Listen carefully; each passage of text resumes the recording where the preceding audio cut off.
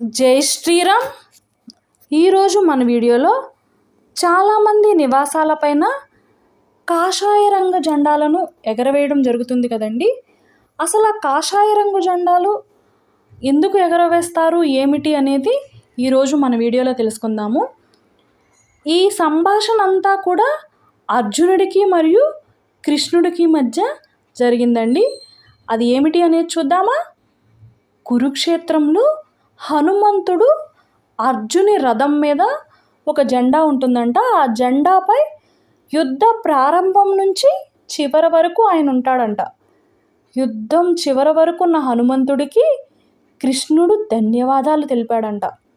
అప్పుడు హనుమంతుడు వంగి నమస్కరించడమే కాకుండా రథం వదిలేసి వెళ్ళిపోయాడంట. హనుమంతుడు వెళ్ళిన వెంటనే రథం అగ్నికి ఆహుతయిందంట. ఇదంతా వీక్షించిన అర్జునుడు ఆశ్చర్యపోయాడట.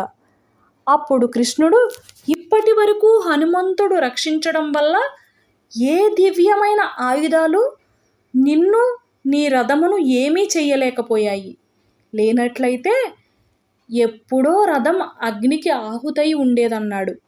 కాబట్టే హనుమంతుడు రామాయణంలో మాత్రమే కాదు, ధర్మబద్ధమైన హిందూ సాంప్రదాయాలను పాటిస్తూ జీవితం సాగిస్తున్న మనకు జెండాపై కపిరాజు మనల్ని రక్షిస్తూ ఉంటాడు. కనుక ప్రతి ఒక్కరూ మన నివాసాలపై కాషాయ జెండాలో ఆంజనేయ స్వామి బొమ్మను వేసుకుని జై శ్రీరామ్ రాసుకుని కపిరాజు పతాకాన్ని ఎగరవేయాలి. ఎప్పుడూ ఎగురుతూ ఉండాలి. అప్పుడే మనకు పీడ, పిశాచాలు, దిష్టి, భూతాల వలన ఏ కష్టం రాదు. కష్టం వచ్చినా విజయం సాధించగలం. ఏదైనా కష్టం వచ్చినా హనుమంతుడు ఉన్నాడని మనం ముందుకు సాగాలి.